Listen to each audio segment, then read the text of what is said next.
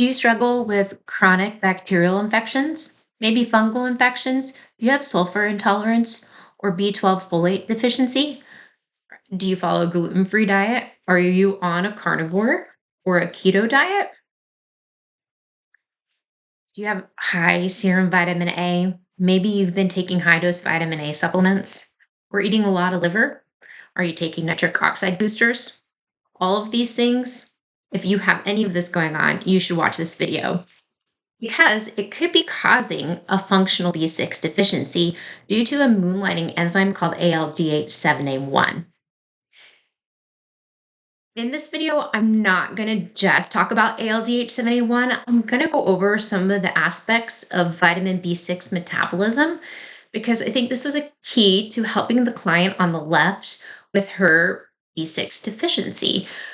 We tried many things to fix her vitamin B6 issues, and the thing that actually solved it for her is involved in ALDH7A1. So if you stay tuned, I'll give you that secret.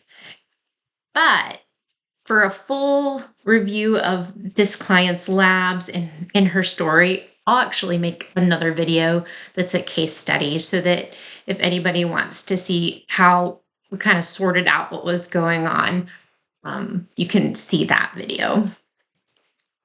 So this is my disclaimer. I'm a dietitian, but I'm probably not your dietitian. This isn't medical advice. This is written and shared only to inform. It's not meant to diagnose or treat a condition, despite the fact that the information provided can guide you to seek a diagnosis or treat a condition with your own healthcare provider. Anything provided in this video should be discussed with your own personal healthcare provider prior to implementation. Do not make any changes to your diet, supplements, medications, or lifestyle without consulting with your personal healthcare practitioner. So my name is Meredith. I don't know if I already said that. It's pretty early here in the morning. I'm a dietitian. I've been a dietitian for a long time, 23 years. Worked in a lot of different places. I wrote IV nutrition for 10 years. I do think experience helps to make experts, but I don't claim expert in all things. I think that it takes many minds to solve a problem. And I have a team of friends that are pretty nerdy like me, and a lot of times I'll send them things and we'll talk back and forth about stuff. And I see some of you on forums too that are listening. And so whenever we all share our information, that's how we learn. So thank you to all the people who have shared openly over the past couple of years with me, because I wouldn't be where I am without you all. So these are the signs of B6 deficiency. Oral stomatitis, that's inflammation of the oral cavity, like the tissues. Glossitis is inflammation of the tongue. Chelosis is cracked corners of the lips. Irritability, anxiety, confusion, and depression are all signs of B6 deficiency. Seborrheic dermatitis, that's typically caused by a staph infection. And the reason why that happens is because of low sapienic acid. And if you watch the other video that I'll record, that's the case study, I'll go over those pathways more. Hair loss is a sign of B6 deficiency. And again, that is actually related to sapienic acid because it's a component of sebum. And again, it'll be in the case study video. So if you have hair loss, definitely watch that other video to kind of understand what happened. Microcytic anemia, this would likely be the last sign of B6 deficiency. You can also have microcytic anemia from iron deficiency. And copper is needed as well to absorb iron. And so anytime you see microcytic anemia, you want to check other things besides B6, although B6 could be a potential cause. Seizure disorder is also a sign of B6 deficiency, and it could be a sign of functional B6 deficiency.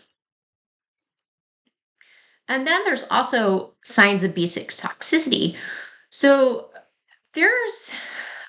when our B6 levels are way too high, especially if you take the form of B6 called pyridoxine, it can competitively inhibit the active vitamin B6 form, pyridoxal 5-phosphate. And so that causes symptoms of vitamin B6 toxicity because it's preventing the active form from working. And so you should avoid taking that form of vitamin B6. A better form, if you're going to supplement, would be P5P. And then you actually have, I'll show you the pathways of absorption here in a second. So Symptoms of B6 toxicity is numbness in a stocking glove distribution over the extremities, ataxia, and disequilibrium, so feeling off balanced. And the person who had the hair loss, this person had severe disequilibrium, couldn't walk a straight line, was dizzy. So severe B6 deficiency that did not respond to P5P. It was very sad. And then also hyperesthesia, that's where you oversense things. So someone might touch your skin, and instead of feeling like a soft touch, it feels hard. Um, yeah, so bone pains would be a sign of B6 toxicity, muscle weakness, fasciculations, that's like your muscles kind of firing on their own in weird patterns. So these are all signs of B6 toxicity. So this pathway on the right is from a journal article called Disorders Affecting Vitamin B6 Metabolism. And so is this picture right here, although I added the abbreviations for the different types of B6 so that we could see them in this pathway a little bit better. So there is pyridoxine, pyridoxine 5-phosphate, pyridoxal 5-phosphate, pyridoxamine, and pyridoxamine 5-phosphate. And so the active form of B6 that we need to run enzymatic reactions is actually pyridoxal 5-phosphate. So in this diagram at the top, we have dietary absorption.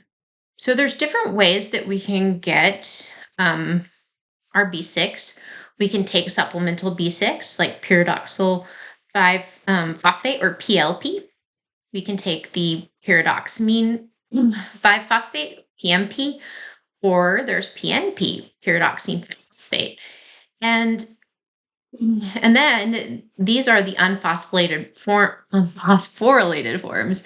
So if you were to take pyridoxine, that's the one that is not recommended because you actually, like these would be the supplements, and these here at the top would be in foods. You don't want to take pyridoxine because, again, that's the one that competitively inhibits pyridoxal 5-phosphate. Pyridoxamine and what's this one? Pyridoxal. This would actually, when you take this as a supplement, it would come as pyridoxal phosphate as well. So anyways, these are in your intestines. You're consuming them, and anything with a phosphate group on it, you have to use intestinal alkaline phosphatase to remove the phosphate group before you can absorb it into your blood, and then it goes to the liver. So intestinal alkaline phosphatase is a zinc metallothionein, how do you say that? It's a zinc protein, okay? So you have to have zinc to be able to make alkaline phosphatase. And then you have to have the magnesium cofactor to be able to work the enzyme. So those are two things that you need to have normal intestinal alkaline phosphatase activity. Then you absorb it. And if you take the PLP version or P5P, it's absorbed as pyridoxal, and then it has to be reactivated in the liver with pyridoxal kinase.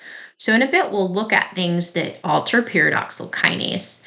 Then you have PLP. And by the way, PLP can actually go this way. This diagram doesn't have an arrow going this way, but your PLP can be inactivated by a phosphatase, right? And so it can be removed, and you can get rid of excess B6 by metabolizing pyridoxal to pyridoxic acid using an enzyme such as aldehyde dehydrogenase or AOX. And we'll talk about this a bit more in a minute. Now, if you were to take other forms of B6 or consume dietary B6, then it enters into the blood circulation and goes to the liver. And then you can see here, there's something different going on. Eventually, both of these PMP and PNP will end up needing PNPO. This enzyme, it's in a blue box. Okay. And that is actually B2 dependent. So if you take or you're eating something that has P5P in it, or you take pyridoxal 5 phosphate, then you bypass the need to use B2 to be part of the activation to make PLP. So it is possible that it would be good to take that form of B6 if you're struggling with B6 metabolism, or if you have a burden on B2. Like, some people actually will have MTHFR issues, so they tend to use more B2, according to Chris Masterjohn. So, also, high dose B2 can actually increase butyrate production, which might not be bad for some people, but like for my own daughter, her name is Zoe, and she struggles a lot with butyrate metabolism, and it tends to increase this thing called ethylmalonic acid. So if I'm going to supplement with B6 for her, I would probably choose to use P5P. But it's a calculated choice, and I don't do high dose with my little kiddo because she actually has something going on, and I'll talk about in a future video that I'm doing on a thing called Mocosteel. But my daughter has upregulated AOX activity, and so I don't want to be feeding it too much because AOX produces superoxide and can cause some oxidative stress. Okay, so moving on, once we've got this PLP, then we have to bind it to albumin, and it goes into the blood bound to albumin.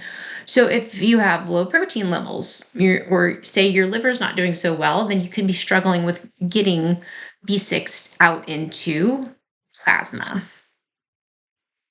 And so in the plasma, you actually will release the PLP, and then this says TNS ALP, that's tissue nonspecific alkaline phosphatase. It's required to be able to take the phosphate group off of PLP so that it can be absorbed into cells. And then once it's inside cells, you can see that pyridoxal kinase is active again, and it reactivates the B6 to the form that is needed to be able to use as a cofactor in enzyme reactions. And the same thing happens in the brain, in this, in the choroid plexus and in the cerebral spinal fluid. You can see that you're going to need some pyridoxal kinase activity. And then also you need this, once you get the PLP into the cerebral spinal fluid, then you're going to have this tissue nonspecific alkaline phosphatase to be able to remove the phosphate. Then it goes through the blood-brain barrier and it can become PLP. You can also get it directly from the plasma, but again, you can't send B6 into cells without first removing the phosphate group. So you have to have functional alkaline phosphatase. Super important.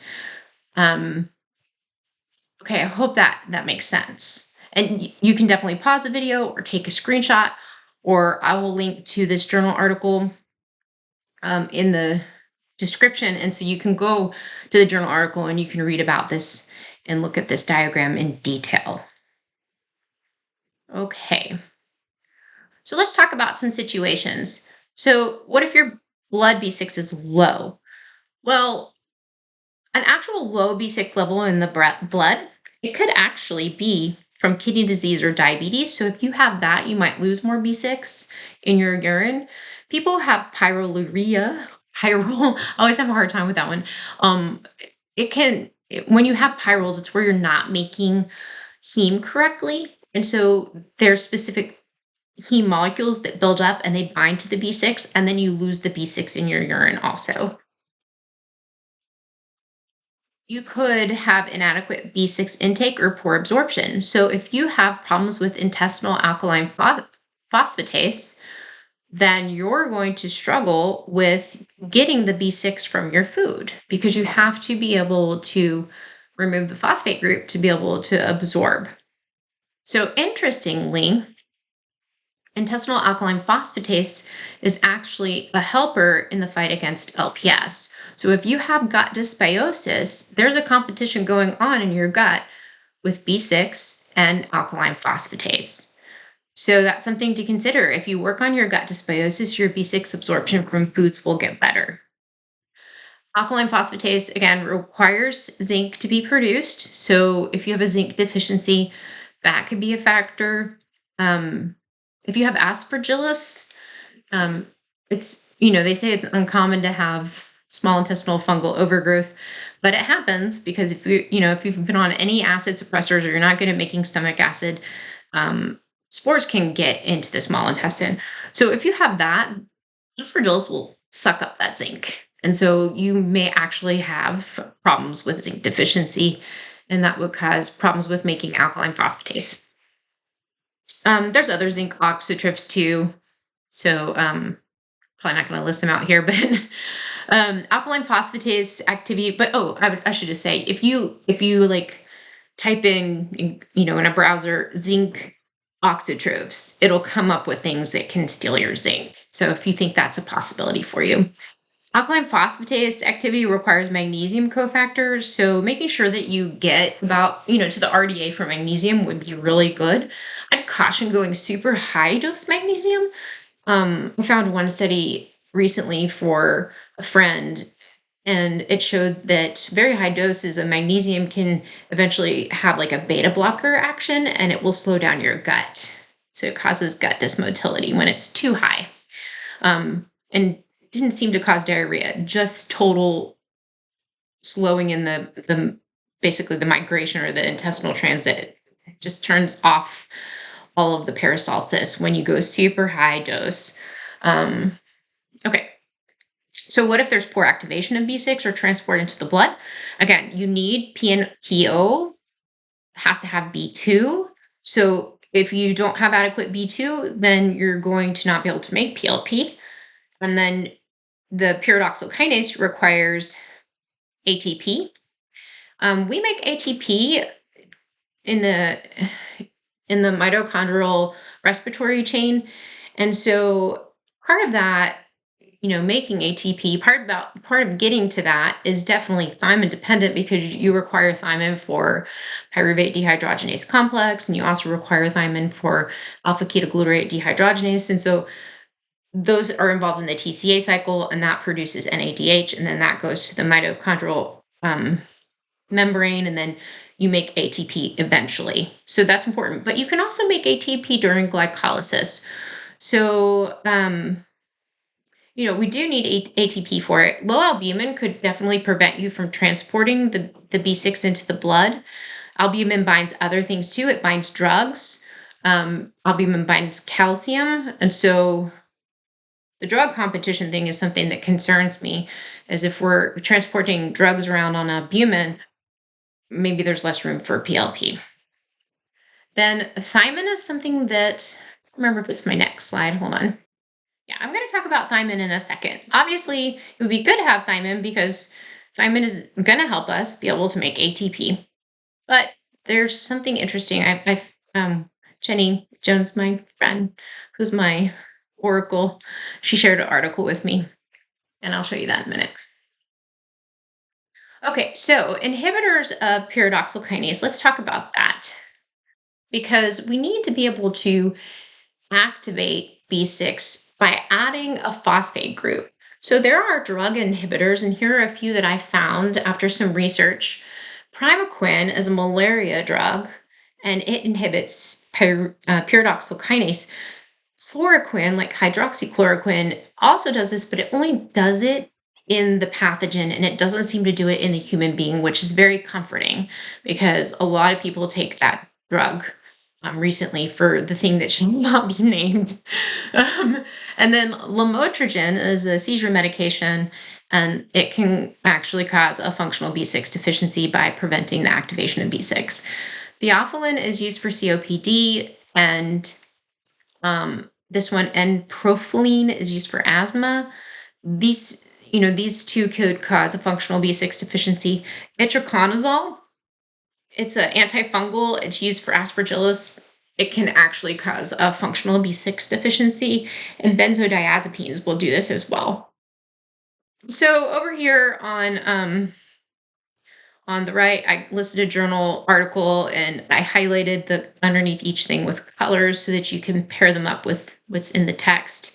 And this is not actually an in vivo study, but it's just showing how each particular compound inhibits, like what it's at 100 micrograms. So at 100 micrograms, what type of inhibition of pyridoxal kinase activity would happen? And so one that I found that was super interesting is ginkgo toxin. So ginkgo biloba has ginkgo toxin and it inhibited at 100%. So if you're taking ginkgo for your brain health, but you're noticing that you're having symptoms of B6 deficiency, then perhaps it's your ginkgo biloba. So that's something to consider. Um, artemisinin is wormwood, and people use that a lot for parasites. And that actually is a pyridoxal kinase inhibitor. Caffeine will inhibit pyridoxal kinase. If you look over here in this study, the caffeine inhibited at 21%. So it's a little bit less of an inhibition, but it's still happening. And then theophylline actually was 60%, and theobromine was at 22%. So, oops, that was supposed to move. Well, underneath here, crap. Okay, I fixed that. So now it'll move. Okay, so trace amounts of theophylline are naturally present in tea, coffee, chocolate, herbamate, guarana, and kola nut, and the half-life for that is 8 hours. That means it takes 8 hours for half of the compound to leave your body. So that's kind of disappointing for me, to be honest, because it's around like 4 hours to 6 hours where I want to drink my next cup of coffee. So it would be helpful if you do drink caffeine or eat chocolate or any of these things, that you limit it to a time period during the day so that you're not having inhibition of pyridoxal kinase all day long. Theobromine is found in tea, coffee, chocolate, again, herbamate, and cocoa. So similar products. And the half-life is 3 to 8 hours. And the discrepancy there is per person on metabolism. Like some people are going to be better at metabolizing this than others. So again, it would be good for if we're struggling with B6 to be careful about what we're doing with our diet. So could high dose thiamine inhibit pyridoxal kinase? And I know this is inflammatory. Everyone's going to be so angry with me. But again, my friend Jenny Jones kind of was like, I didn't know that thiamine was needed for pyridoxal kinase. And it was being discussed in the high dose thiamine group on Facebook. And so she went on a hunt and she found this study. So this study is actually like a docking study. So they did a kinetic study using a model system with homogeneous recombinant human pyridoxal kinase. And so they looked at two thiamine derivatives. So thiamine is competitive towards pyridoxal and non-competitive towards ATP. So the actual molecule thiamine will inhibit pyridoxal docking to the pyridoxal kinase enzyme. But thiamine, I think this is diphosphate, is non-competitive towards pyridoxal, but competitive towards co-substrate, ATP. So it prevents the ATP from binding. So the researchers said that although the relative inhibition constant for thiamine and THDP are too high to be physiological relevant, this is most probably due to the reason discussed above, such as lack of post-translational modification in recombinant human pyridoxal kinase or the absence of specific ligands in the SA medium. So what they're saying here is that they have a recombinant human pyridoxal kinase enzyme, and after we produce it in our body, we can do post-translational modifications and it changes the way the enzyme works. And they think that potentially there could be changes in whether or not this is actually going to happen in the human body. And they didn't study beyond this. But what I'm concerned about is that it says they're too high, the binding content, how much they used, it was too much to be physiologically relevant. Well, too much is interesting because when we consume thiamine, it's in a small amount and we absorb a small amount, but many of us take high dose thiamine and we take forms that are highly absorbable to maximize the amount that we get in our body. So are we actually causing a problem? That's my question. Nevertheless, the kinetic studies define the different mechanisms of inhibition of pyridoxal kinase by thiamine or THDP, while thiamine rather affects the pyridoxal binding. THDP interferes with binding of ATP. And so basically, I just am not sure. So I actually sent this article to Dr. Chandler Myers to see what she thinks about it. And I will ask her if she has an opinion on it. I'll ask her if I can share about it on my Week Therefore Strong blog. And maybe I'll put a note about it in the comment, like in the description part. Yeah. So yikes, kind of interesting, right? Yeah. So I'm not sure. I feel really uncomfortable about this. So, okay, so now let's move on. What about if you have low alkaline phosphatase? So you can measure blood alkaline phosphatase levels, and tissue non-specific alkaline phosphatase is measurable in the blood. It's on a complete metabolic panel, or it might be it's actually called comprehensive metabolic panel. And it represents both bone and liver. So that's where it's coming from. Your kidneys also make some of this. So most of it's bone and liver. And if yours is low, then you might consider mercury toxicity, because that could prevent you from making alkaline phosphatase. And then zinc would it doesn't improve alkaline phosphatase activity. It would improve the production of alkaline phosphatase. But you would want to be careful if you have copper deficiency, because as most of you probably know who are watching this video, if you do high dose zinc, like above 40 milligrams a day for more than 2 weeks, it's been shown to induce a copper deficiency. So just be aware of that.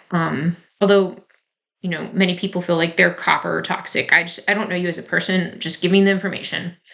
There's other causes of low alkaline phosphatase. Some of these you probably wouldn't have. Aplastic anemia, so bone marrow failure, can actually cause low alkaline phosphatase. Celiac disease can cause this. Congenital iodine deficiency. You might be a caregiver of somebody with congenital iodine deficiency, but if you're watching this video, you probably don't have that because it causes severe intellectual disability. Although,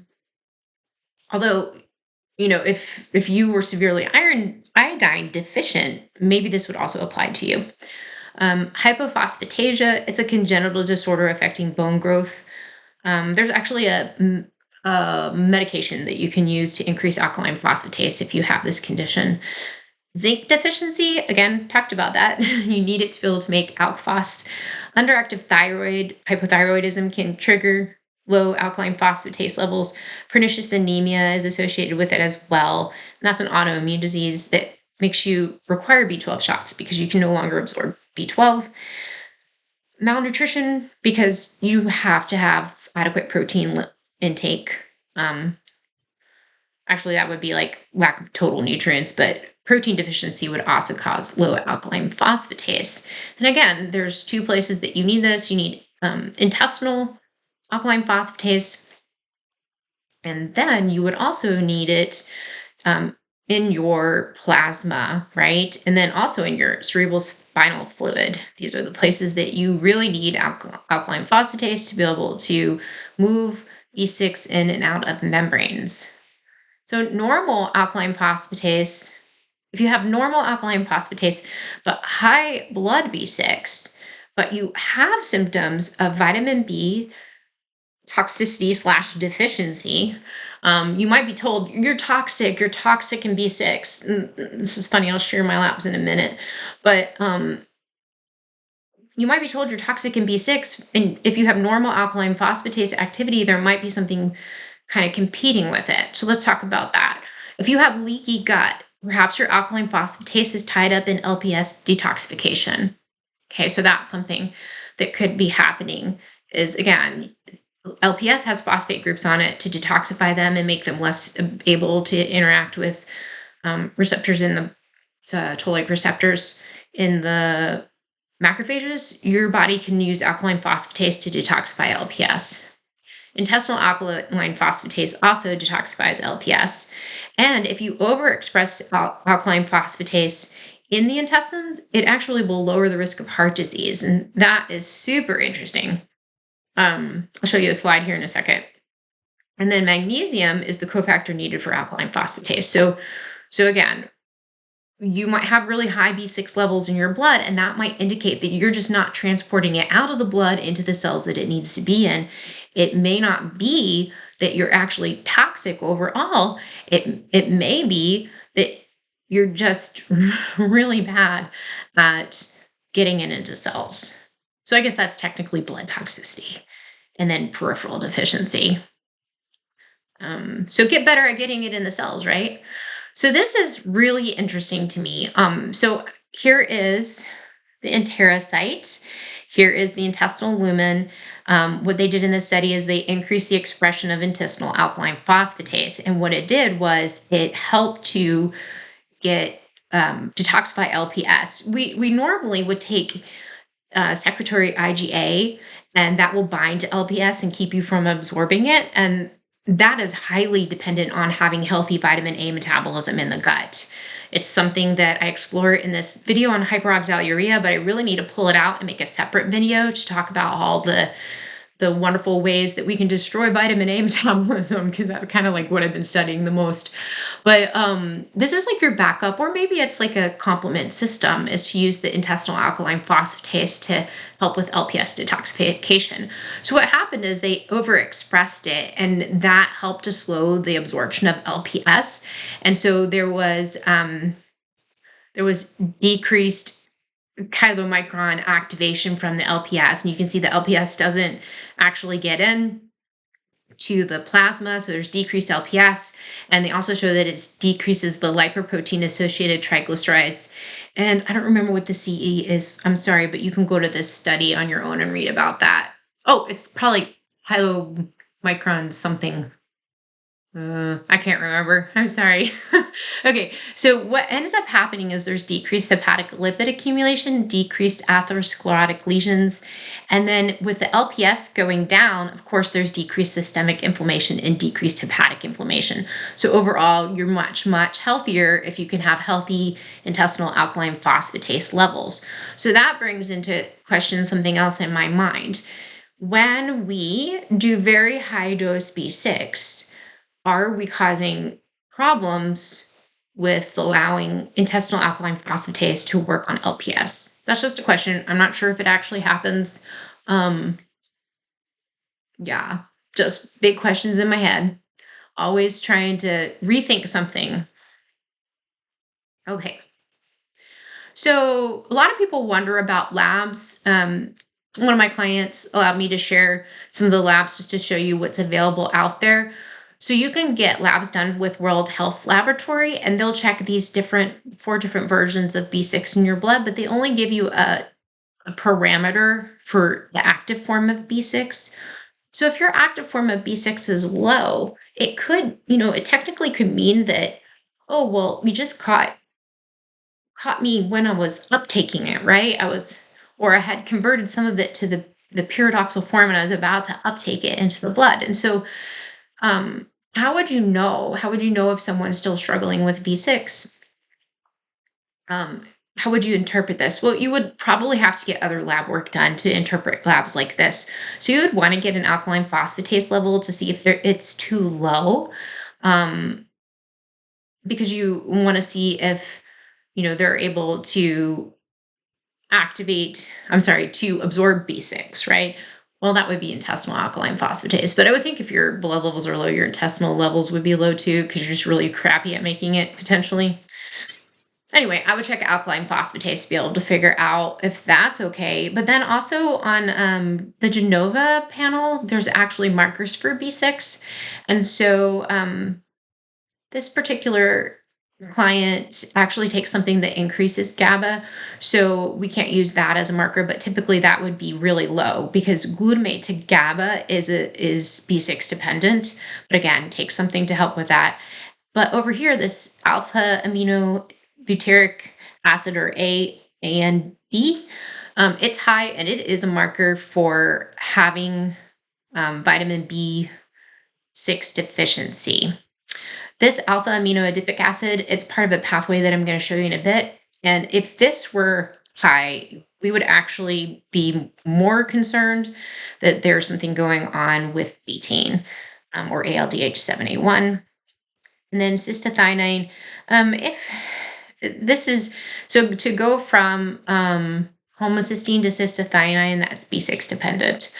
And so sometimes, it's like your body is how do you say it? Compartmentalizing and deciding what is the most important thing to use B6 for when it's marginal. So I would say, like, from these lab standpoints, this is probably a B6 deficiency overall. Oh, there's arrows there. I'm not really sure why. Yeah, oopsie. Oop, let me go back. Oh, hold on. I'm really messing up now. Go backwards. There we go. Okay. So these are my labs. So this is my organic acid test, and it actually shows my pyridoxic form of B6 to be low. This is the form that we excrete, and on the organic acid test, it says in the note section that I have a probable B6 deficiency because this is very low. But then when I had my blood tested, my B6 levels were very high, and my alkaline phosphatase levels were very low. And so I'm like, oh crap, that's not good. I've been experiencing a lot of sensory issues and neuropathy issues, mostly related to the fact that I have aspergillosis. I live in the country and I have a moldy chicken coop, so it's not okay.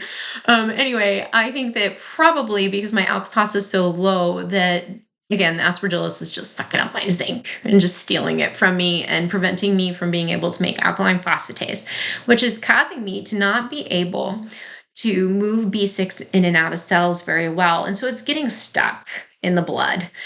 And that means that I'm not metabolizing it away.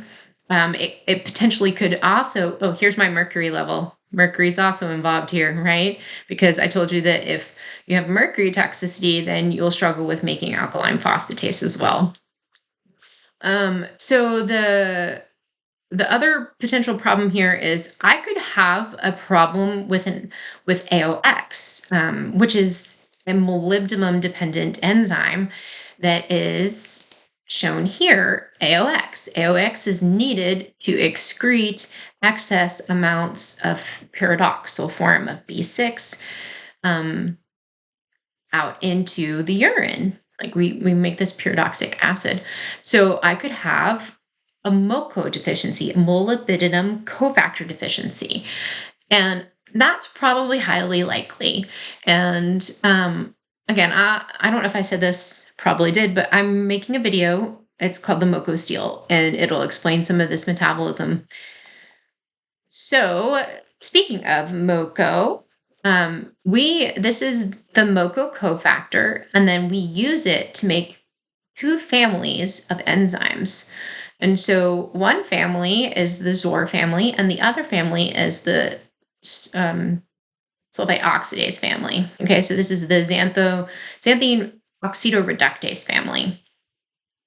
So aldehyde oxidase, which helps us to metabolize vitamin B6, is also the same enzyme that helps to metabolize retinol aldehyde, especially in a low NADH state or when there's high levels of vitamin A in the liver, because this enzyme is in the liver. So it could be that my body's struggling with NAD, which, I mean, I honestly feel like that. I'm pretty tired. So it could be that my aldehyde oxidase is very tied up in retinol aldehyde metabolism. And so that's making it very hard for me to metabolize pyridoxal form of B6 to pyridoxic acid. But also, this enzyme metabolizes caffeine, and I do like my coffee, and it metabolizes niacin and its derivatives. And I don't take high dose niacin, I take a small amount. I take about 10 milligrams a day. Um, and I know probably some of you are like, take more, and some will be like, actually, I don't think anybody would say not to take less of them than I do. But when I take more, I don't feel good. So, and I'm sure that like cutting back on caffeine has helped me. Also avoid high nitrate foods because I'm trying to lessen the burden on aldehyde oxidase. And again, for a future video, the reason why I would want to do this is because I don't want my body to have to use my molybdenum cofactor too much, because I think sulfite metabolism is super important. We need to be able to take sulfite and turn it into sulfate with this SUOX enzyme or sulfite oxidase enzyme. And that comes into play with the pathway that I'm going to show you for ALDH7A1. So basically, you got to remember that you want to make sulfite oxidase. And so all of these things on the left over here, and also well, this isn't, oh, by the way, this green part, it's in plants and bacteria only. But all of these things on the left over here, you don't want to have excess of them if you're struggling with sulfite metabolism. And so, and also for anybody who struggles with sleep apnea, that actually hypoxia induces xanthine oxidase, and so that already will make you struggle with anything that requires the MoCo enzyme. So you might struggle with B6 metabolism and excretion if you are constantly having hypoxia, because that will shift your MoCo cofactor into xanthine oxidase. So that's good to know. Yeah, okay. So coming soon, yeah, there's going to be a MoCo sealed video, and it's a collaborative hypothesis between me and my oracle, Jenny Jones, PhD. I love to bounce ideas off of her, and we worked on this together, and we also finished the ALDH7A1 pathway together. Okay, so what if you're doing everything right? Everything that we just talked about. You're eating B6 foods or taking the proper B6 supplements. You're having adequate intakes of B2, adequate intakes of thiamine. You're avoiding high-dose pyridoxine, which can inhibit pyridoxal 5-phosphate. You're avoiding known inhibitors of pyridoxal kinase, ginkgo biloba, all these drugs, theophylline, artemisinin. I think that's how you say that, wormwood. Hey, this is cool. Caramel color. There's an inhibition of human pyridoxal kinase by THI, which is caramel color. Coca-Cola. If you're drinking your Coca-Cola, you're probably screwing around with your vitamin B6 metabolism, or anything with caramel color, because it's even in like healthy versions of foods and protein bars and stuff. Just check your labels. Everything adds up eventually for people who are fragile. So you got to be diligent. Oh, okay. Maybe you have mercury toxicity, so you're working on chelating mercury, eating adequate protein. You rule out underlying disease pathologies that cause low alkaline phosphatase. And I didn't list on here, but say you're getting the recommended amount of magnesium each day, and now you have normal alkaline phosphatase levels, or maybe you've always had normal alkaline phosphatase levels. Then perhaps what's going on is you're struggling with a moonlighting enzyme called ALDH7A1, or anything that alters this enzyme activity, and that's where that sulfite oxidase enzyme comes in. All right, so we're going to start looking at this pathway, and you can see I've broken it up into these little colored areas. So the big problem that happens starts in this lysine pathway. So when we metabolize lysine or break it down, we break it down into pipicholic acid or I think that's saccharopine. That's hard for me to say. And then whichever direction you go, if you have moonlighting or inhibition of ALDH7A1, also known as antiquintin, which is an NAD-dependent enzyme, if you have inhibition of this, you will end up making P6C. And P6C will actually bind to P5P and inactivate it. And so the B6 in your body will be inactive. So that's a huge issue. And so over the past, gosh, I guess it's been a year. It's been a whole year since that client that went downhill and lost her hair. I've been exploring what is affecting the ALDH7A1 enzyme because um, I recommend for people to not go super high on the thing that helps the most, which is betaine, because it can cause brain edema. So that, like, I actually recommend doing a plasma amino acid test before you start betaine supplements to check for methionine levels, because if they're high, then you have this very slow CBS enzyme.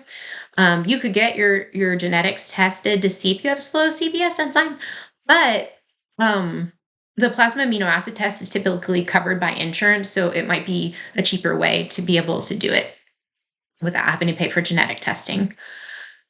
So my client struggles, and I can't get her down to 500 milligrams of betaine a day. She requires 750.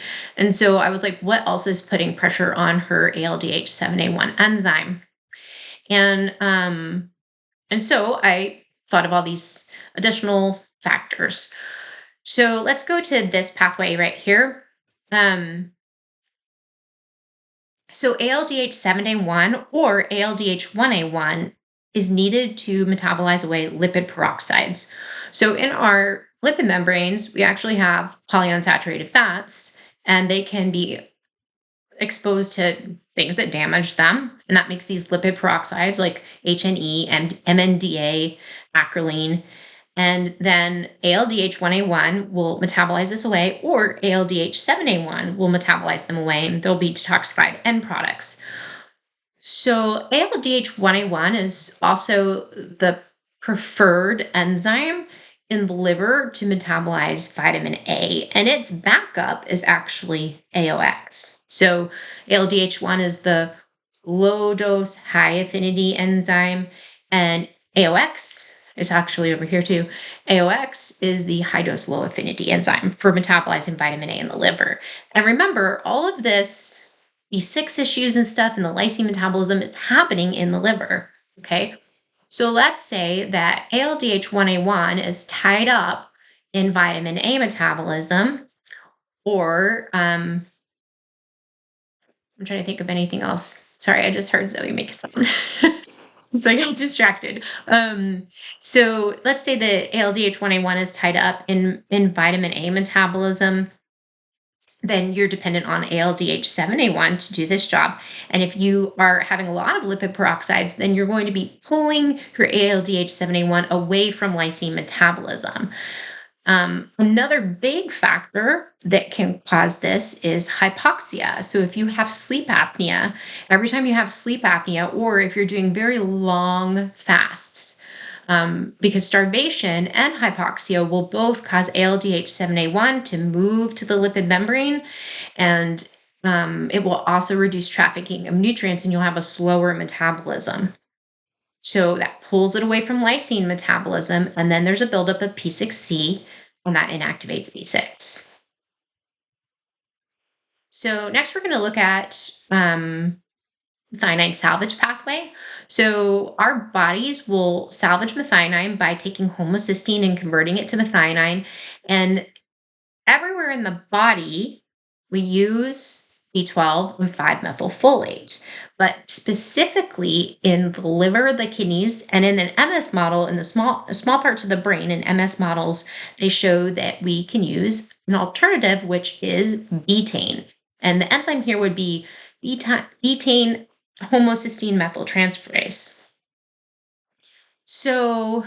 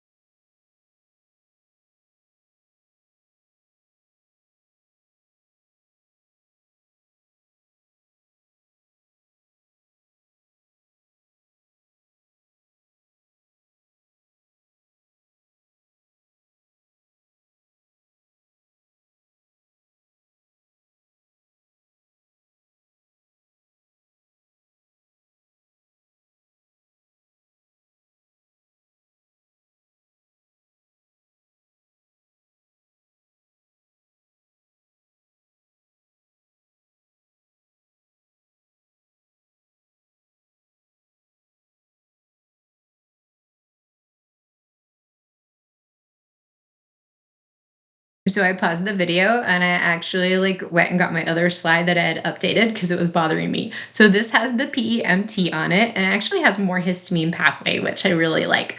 So okay, so if you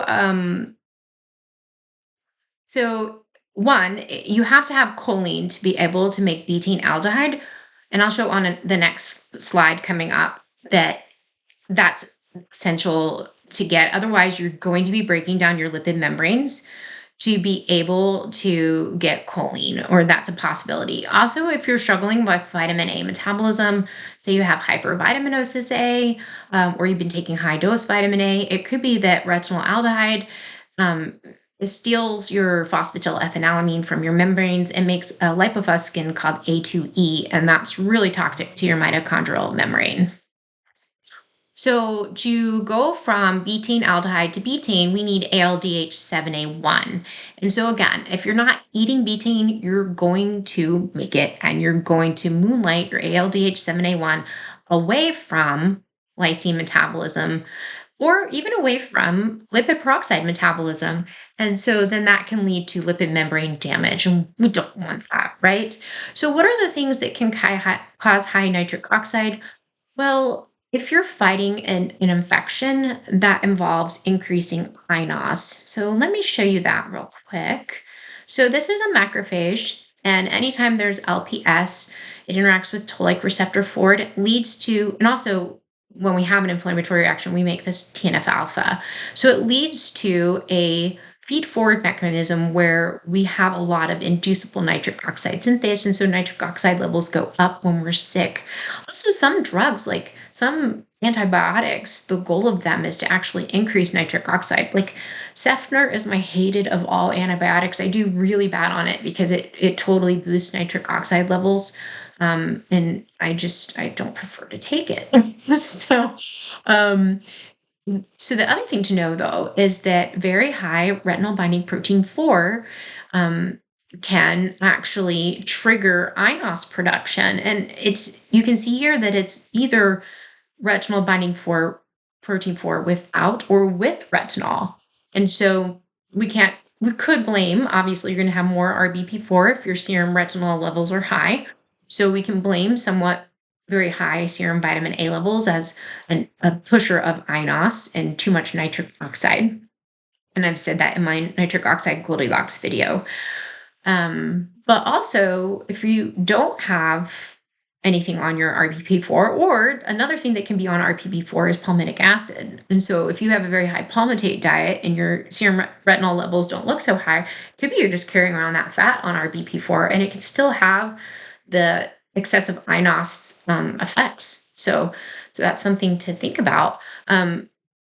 Interestingly, if you have excessive interferon gamma, this sets you up for autoimmune disease, but it's just one of the other cascades involved in this. So this is how we can have too much nitric oxide. And the nitric oxide would inhibit the methionine synthase, and then you would be required to get betaine in your diet or make it. So the last pathway that's involved is the histamine pathway. So we actually take histidine and we convert it to histamine in a B6 dependent manner. And so severe B6 deficiency, severe B6 deficiency, you wouldn't be making much histamine. And this actually happened to my client. Lifelong allergies, horrible allergies, lots of histamine reactions. And about the time that her hair fell out, she got better. And mom thought that it's because they moved and they got rid of carpets and they had just tile floors. But I honestly think that it wasn't that. I think that it was probably that the B6 levels got so low that the body couldn't make histamine anymore because the poor child would just sit on the floor, couldn't get up, couldn't move. You have to have histamine to be able to be like a chemical messenger in the body. We have normal amounts of histamine metabolism throughout the day. We can get histamine from food or we can make it, and then it goes down two separate pathways. One is you can go through diamine oxidase, which is B6 and copper dependent, and then it makes imidazole acetaldehyde, and that's metabolized by ALDH7A1 or antiquintin. to imidazole acetate. So if you have a moonlighting ALDH7A1 enzyme, let's say that it's moonlighting in betaine production, or it's moonlighting in lipid membrane peroxide metabolism, lipid peroxide metabolism, then you're going to have um, a buildup of this imidazole acetaldehyde, and that feedbacks and it inhibits DAO. So then that leads to an increase in histamine.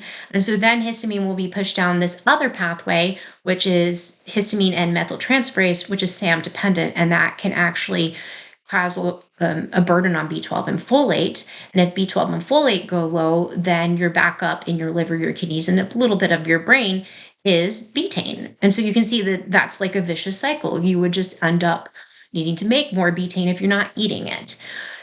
Because you would need to be able to get to methionine, because methionine is what provides you the SAM to run these reactions. So let's go back to this pathway. Once you get to imidazole acetate, there's an enzyme called IRPT that requires PRPP and ATP. And PRPP actually comes from ribose 5-phosphate, which is from the pentose phosphate shunt pathway. And PRPP is also used for making purines. So it's precursor for uric acid in that pathway. So and that involves xanthine oxidase. So what I'm getting at here is, if you have sleep apnea, you might be taking your PRPP and like kind of pushing it in the wrong direction. But I'm not sure. It could be that there's plenty of PRPP around. So the next thing is it makes imidazole acetic acid ribotide, and then that requires our lovely alkaline phosphatase, or this 5-NTase. Both are magnesium dependent, to be able to make the end product, which is imidazole acetic acid riboside.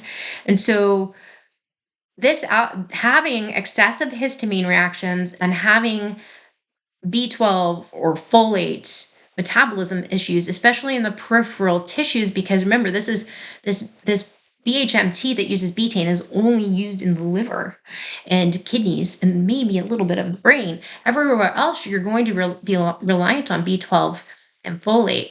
So, so if your B12 and folate status is really crappy, then you're going to use the left side of this histamine pathway, and that's going to put pressure on alkaline phosphatase potentially. And so that could lead you to type of alkaline phosphatase in histamine metabolism, the end line of that, right? And so there's another issue. We need to be able to use alkaline phosphatase for B6 metabolism. So let's go back to this right side of the pathway. Once you make N-methylhistamine, if you don't metabolize that away in the brain with monoamine oxidase B, it's in the brain and it's B2 dependent, or in the peripheral tissues with diamine oxidase, which is P5P or copper dependent, it builds up and it inhibits HNMT, and then your histamine levels go high. And you can see here, so that copper deficiency is not good. It's going to lead to very high histamine levels. Your histamine bucket's going to be full, and you're just going to be unpleasantly uncomfortable. So, but if all that goes well, then you make this N-methyl imidazole acetaldehyde, and it can be metabolized by aldehyde dehydrogenase, which is NAD dependent. And then the backup here, again, is interesting. It's AOX and ZO, which are MoCo-dependent enzymes. So people who struggle with histamine metabolism generally are struggling in some way with MoCo, I think. Kind of goes hand in hand that they might be experiencing Jenny Jones's coined term MoCo steal. So wait for that video. It's going to be great. And then N-methyl imidazole acetic acid is the end of this particular side of the histamine pathway. So now let's go to what the future video is about, is MoCo steal, or sulfite oxidase deficiency. This will lead to very high sulfite levels, and sulfite will inhibit ALDH7A1 in all of these pathways. So if you have sulfite toxicity, you will not use the left side of the histamine pathway. You will put a huge burden on B12, folate metabolism in the peripheral tissues, betaine in liver, kidneys, and small part of the brain. And then you'll struggle with probably copper and, putting a burden on B6 a bit, but definitely a copper burden, definitely a MoCo burden, because this side of the pathway is shut down. So, if you have sulfite toxicity, you will not be able to make betaine. That means anytime you have oxidative stress, your methionine salvage will shut down and you will get really bad at making SAM, which comes from methionine. If you have sulfite toxicity, you will not be able to use ALDH7A1 as your enzyme to detoxify lipid peroxides. So you'll be dependent on ALDH1A1. And so that can backfire because then you do not have this enzyme to deal with your vitamin A in your liver. And what you end up doing is using AOX, and AOX will worsen the MoCo cofactor issue. Kind of giving you all a sneak peek of the MoCo steal, sort of. Okay, and then if we go over here, of course, if sulfite oxidase inhibits ALDH7A1 in the lysine pathway, then you obviously will end up with inactive B6. So, okay. So solutions. First, you want to decrease your ALDH7A1 moonlighting. You should decrease your PUFA intake or increase your vitamin E rich foods. I actually, my own little kiddo, she doesn't eat very many vitamin E rich foods, and so I do give her a supplement, and I do give her, how much is it? It's 100 I use, but I do it every other day or so, maybe like 3 days a week, and so it works out to being the RDA. And it's changed her life. I didn't realize how vitamin E deficient she was. It actually happened because we switched to coconut oil for a bit, and not for a bit, I would say for like a year or two, in attempts to help fatty liver disease, and it didn't work out. And I think that the shift was too quick, and so she had a lot of PUFAs in her membrane, but we didn't get a lot of vitamin E with the oil because we used to use olive oil and avocado oil, and now we've switched back to those. We don't use a ton of oil in our food, but that's why I think she needs vitamin E. All right, you want to consume betaine foods. That's kind of tough because a lot of people that I have experienced, they tell me their experiences, they struggle with betaine foods because they're high oxalate, like beets and wheat bran are high oxalate foods. So if you are able to eat those things, you can go to Chris Masterjohn's website and look for his choline betaine database. He does a really great job with that. And you can try to calculate your betaine intake. You won't be able to calculate it with a chronometer app because they don't calculate that. Or you can get a plasma amino acid test and make sure your methionine levels aren't high. And then you can take betaine TMG. I don't recommend going over 500 milligrams a day. And unless, if you were my client and 500 didn't work, like the client that I have, then I would go up on it, but just be monitoring very closely for signs of like overmethylation or signs of B2 deficiency, because you require B2 to metabolize away the end product of betaine, which is sarcosine. You want to consume adequate niacin. You don't want to do high dose niacin because, again, you're putting pressure on AOX, and that's the same enzyme that will actually cause worsening B6 metabolism out of the body. Also, we talked about how if you are doing stuff with AOX, it'll back up the histamine pathway, right? And then also, if you're tying up AOX in excessive niacin metabolism, then you lose, you put more pressure on ALDH1A1, so it can't moonlight to the lipid membrane. Let me go back. It can't moonlight to the lipid membrane. If you're tying up AOX in vitamin A metabolism, wait, what am I saying there?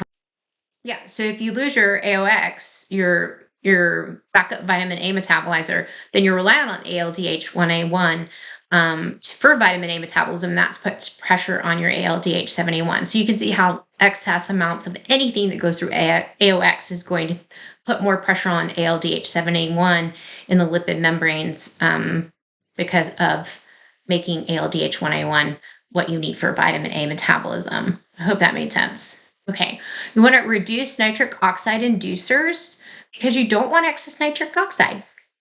Nitric oxide can go through membranes. So, I mean, even the excess amount that's in your bloodstream from enos, it's not like it just stays there in the tissues. It can move around. So if you're struggling with B6, just try to avoid nitric oxide inducers unless your own healthcare practitioner is like, no, it's adamant that you do it.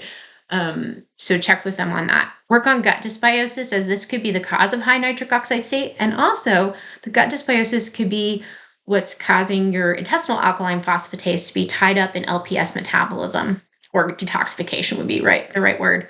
Work on methylation to support histamine degradation through HNMT instead of the pathway using ALDH7A1. That's really important to make sure that you have normal B12 and folate levels for peripheral metabolism of histamine. Consume choline sources to spare the need for using SAM for PEMT, because again, that's your methyl groups. You don't want to be overburdening your methylation system so that you can make methanolamine into choline. And I'll show you a slide on that in just a second. So you want to consume between 50 to 100% of the RDA for vitamin A.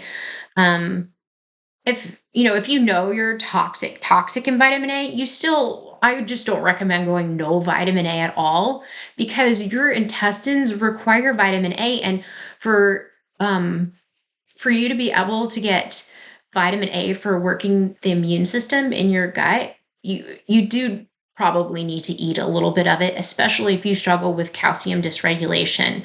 So calcium dysregulation, such as in acidosis, will cause high intracellular calcium levels, and then that can lead to the efflux of vitamin A back out into the blood. And so that could happen when RBP4 goes to your gut-associated lymphoid tissue, and your macrophages are supposed to be, and your dendritic cells are supposed to be like taking up the vitamin A into the cell. If the calcium levels are high in that cell, then that vitamin A will just go right back out. And so you basically get like a functional vitamin A deficiency. And so a way for those cells to get retinoic acid is for the endothelial, sorry, not endothelial, but what am I saying? The intestinal epithelial cells can actually metabolize dietary vitamin A and provide retinoic acid to the gut-associated lymphoid tissue. And so a little bit of vitamin A is helpful, even if you are very, very toxic on vitamin A, because I actually think that calcium dysregulation goes pretty much hand in hand with vitamin A toxicity. So this is a choline cycle, and I wanted to show this because I think in B6 deficiency, choline becomes necessary, or you will end up breaking down lipid membranes to get to it, because there's a choline cycle that starts with glycine or serine, and it's dependent on P5P to be able to get to ethanolamine. And then ethanolamine is metabolized to choline via methyltransferase, right? And this could be PMT, and it would be removing ethanolamine from the lipid membranes to make choline. But if you consume choline, then you'll use the enzyme choline oxidase, which is B2 dependent, to make betaine aldehyde, and then that will become betaine. So we would hope that you're getting enough betaine in your diet to not require the metabolism of choline, but I'm just not sure, right? So it would be helpful for your lipid membranes if you consumed choline every day. And the goal would be about, for kids, it's like 250 milligrams a day. For adults, it's 500 milligrams a day-ish for choline. I think there's actually a level in Chronometer that you could look at. And then Chris Masterjohn, again, does a really good job about choline and betaine metabolism. So in the middle here, it shows the moonlighting ALDH7A1 that's between betaine, aldehyde and betaine, and then here's the lysine metabolism pathway. So again, I said earlier that if you're doing higher dose betaine, you will end up making dimethylglycine, and you can see here that requires B2 for metabolism, and then sarcosine to glycine requires B2 also. And so you would want to watch for signs of B2 deficiency, which is kind of like all B vitamin deficiencies, like cracked corners of the lips. There, you could just Google a list of B2 deficiency symptoms, but you could also just get another plasma amino acid test. And if your sarcosine levels are very, very high, then that might mean that you're struggling with B2 metabolism from your high betaine intake. But here's something to think about is if you are taking B2, like my client was actually taking B2, she was taking 50 milligrams a day, which is a lot of B2. And when the plasma amino acid test was done, the sarcosine levels were still very high, which told me that there was an excessive use of betaine, right? And that it was and then also you'll see in the case study, she was struggling with B6 metabolism and it showed on the plasma amino acid test. So, okay.